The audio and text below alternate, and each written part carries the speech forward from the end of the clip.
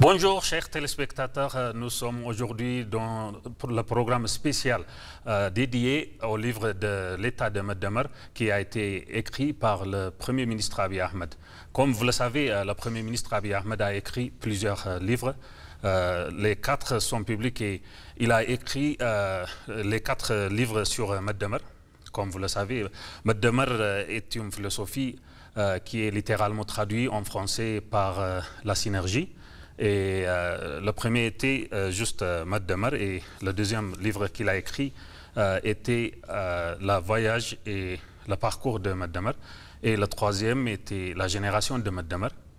Et le dernier et le 4e livre qu'il a écrit était l'État de Maddamar, c'est-à-dire Maddamar Mengistu en Amérique. Et dans ces livres, il a essayé de couvrir tous les aspects politiques, économiques, sociaux et d'autres sujets aussi.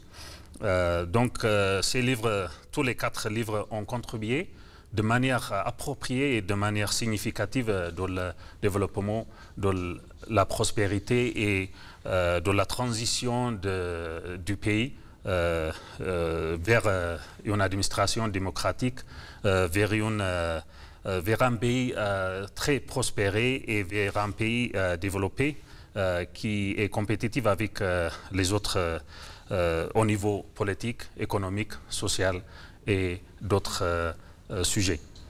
Aujourd'hui, on va parler un peu sur le livre de l'État Maddamar et Maddamar Mengistu. Moi, Moubarak Moussa, avec ma collègue Aïda Garamo. Oui. On va vous dire quelque chose, éclaircissement sur le livre. Premièrement, on va citer, comme dans tous les 4 livres, le Premier ministre a cité comme un titre, le Maddamar, que ce soit Maddamar, la génération de Maddamar, dans tous les 4. Donc, on va parler un peu sur ce qui est Maddamar, généralement. Donc, Moubarak, tu as bien décrit pendant l'introduction pour présenter le livre de Maddamar qui a été écrit par notre Premier ministre, le docteur Abiy Ahmed. Ça fait quelques semaines et maintenant on a devant nous le livre de l'État de Maddamar. Donc c'est la 4e génération, donc on peut dire. Donc la première question qu'on se demande, c'est quelle est l'origine du mot de Maddamar? Tout à l'heure on était en train de parler avec toi en discussion. Donc ça a un mot en terminologique ou un mot idéologiquement en amérique, c'est Maddamar, c'est l'addition en français. Mais tu m'as dit tout à l'heure, tu peux nous dire la définition correcte de mot Maddamar? Le mot Maddamar, oui, c'est la synergie, littéralement. Voilà. Mais quand on parle de la philosophie de Maddamar, oui, c'est au-delà de ça. Donc c'est un peu grand. Ça représente en général le mot de l'état d'origine. Donc premièrement, ce livre contient 13 chapitres. En général, c'est divisé en 3 parties. Donc le premier chapitre, ça nous présente le livre de Maddamar qui comme point de départ de la situation historique de l'Éthiopie qui débute de chaque État. Par exemple, ça peut être pendant le gouvernement de l'empereur Ménélik et l'empereur Haïlé Sélassié et tout, jusqu'à maintenant, comment les liens historiques. En général, on peut dire que les auteurs en ce moment le disent, logique de l'addition. Donc, ils découvrent le livre en disant que Maddamar, l'État de Maddamar, écrite par notre Premier ministre Abiy Ahmed. Donc, on a beaucoup de choses à dire à propos de ce livre. Comme tu le sais, Moubarak, on était en train de parler tout à l'heure. Donc, premier chapitre, tout à l'heure on était en train de parler, ça parle du rivière de Abay, donc il y a Abay le Djouad Amao en Amérique. Je pense que comme nous on est les fils, les Éthiopiens, comme on a beaucoup de ressources naturelles, riches en histoire, beaucoup de choses, pourquoi on est moins avancé que d'autres pays développés? C'est ça la question principale qu'on se demande.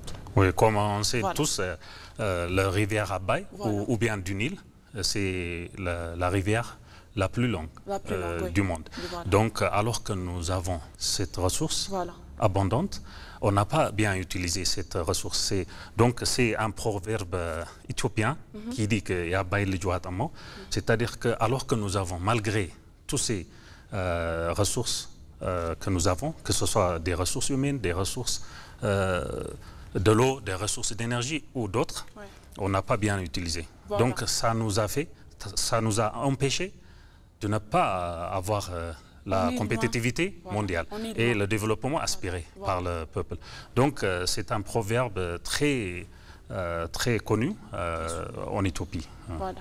Donc, comme tu nous as dit tout à l'heure, c'est quelque chose qui nous dit, parce que maintenant, comme tu le sais, on est en train d'utiliser des technologies modernes, donc notre pays peut avancer mieux pour que les futures générations adaptent quelque chose. Pourquoi on est moins avancé? C'est la question qu'on se pose. Donc, comme tu le sais, tout à l'heure, tu m'as dit, on a beaucoup de ressources et culture, même beaucoup de choses riches en histoire. Donc, comment on doit poursuivre au futur? C'est ça la question qu'on se pose. Donc, as-tu des choses en découvrant pourquoi on était derrière au passé, et qu'est-ce qui nous a empêché de ne pas arriver là où les autres ils sont arrivés. Donc, comme ça, on va chercher la raison et on va aussi proposer une solution pour avancer et pour que notre pays avance aussi et être compétitif au niveau mondial. Donc, le livre de Maître Damer, l'état de Maître Damer, ne se limite pas seulement à exposer, mais il souligne également les points forts en général et les leçons qu'il est possible d'en tirer. Ce n'est pas seulement rester en avant. Voilà, le Premier ministre souligne en disant qu'on attend plus de notre pays, car on a assez riche culturel et on a beaucoup de choses, on a beaucoup d'histoires, des ressources naturelles, beaucoup de choses. Je ne peux pas toutes décrire, mais on attend plus. C'est ça, l'idée générale. C'est sur ça, c'est pour ça qu'il a dit que au lieu de destruction des institutions qui étaient auparavant, par exemple, quand on voit le roi de Haïlé Sélassié et après c'était Derg. Donc dans le règne de Derg, on a détruit toutes les institutions qui étaient utilisées par le gouvernement de l'époque, le roi Haïlé Sélassié. Par exemple, on a détruit et on a fait une nouvelle institution. Donc c'était la culture qu'on a.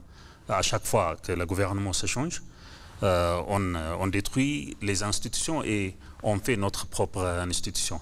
Mais par rapport à la philosophie de Maître Damer, ce n'est pas des choses importantes ici. Parce qu'on ne doit pas détruire les institutions, mais on garde les institutions, mais on fait la réforme et on fait quelques améliorations et on fait notre propre addition sur les institutions déjà établies par les autres règnes.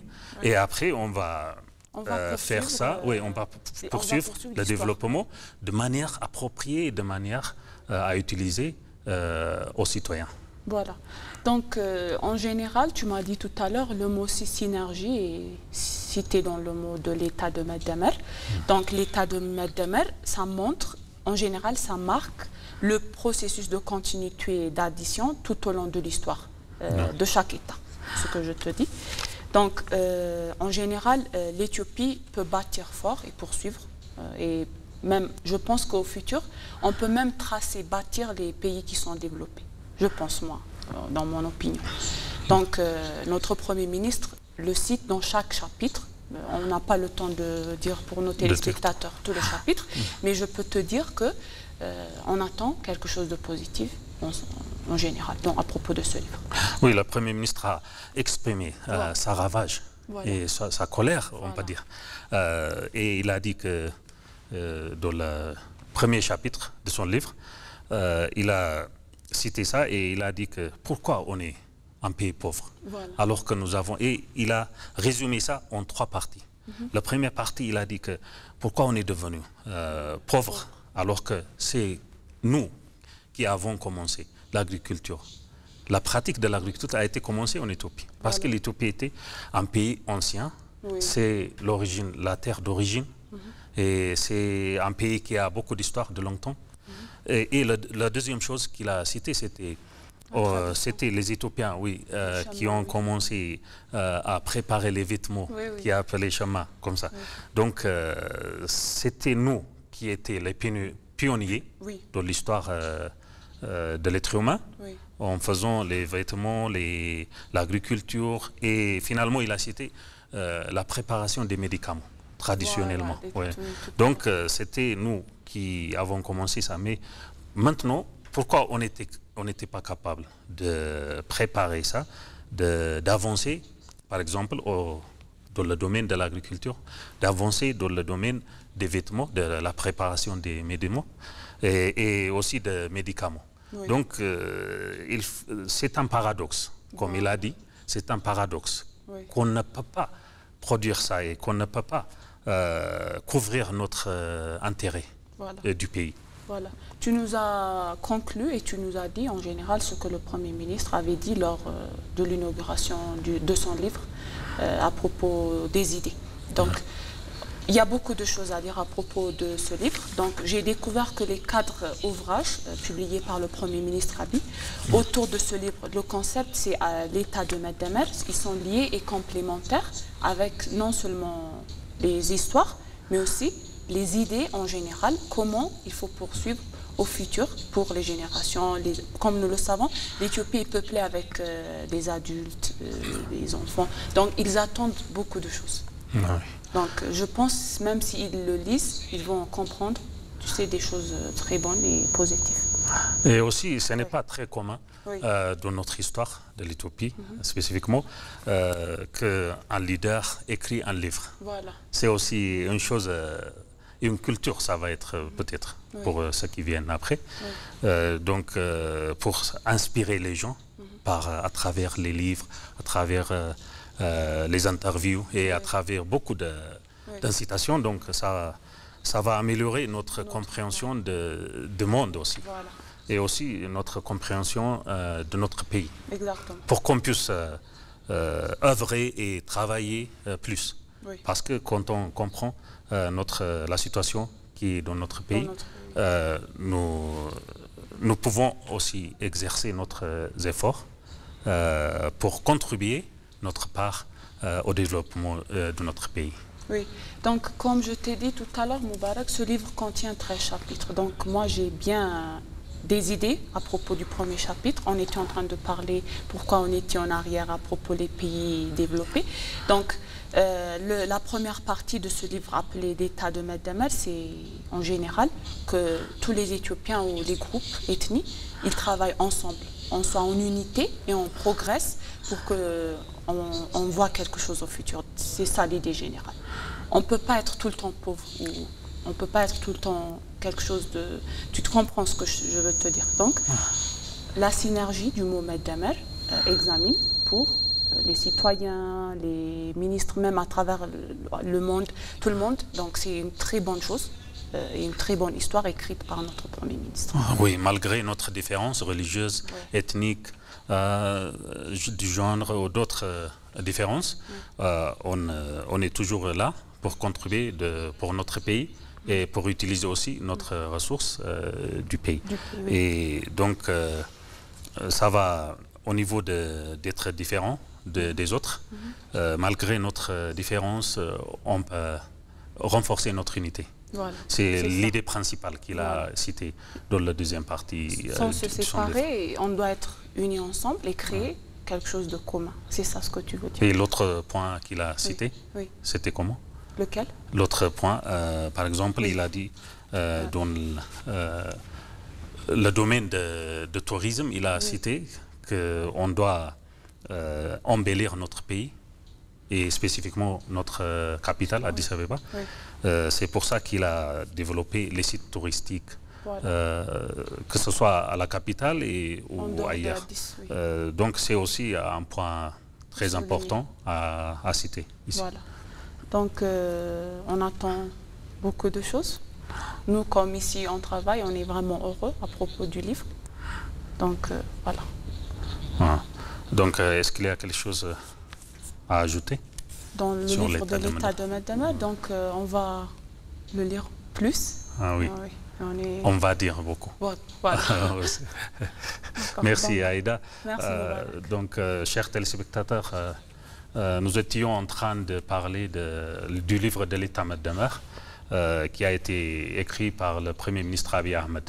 Et donc on a couvert beaucoup de choses sur les aspects politiques, économiques, sociaux et d'autres sujets. Donc, ainsi s'achève notre programme d'aujourd'hui. Excellente suite de programme. Merci de nous avoir suivis. À la prochaine.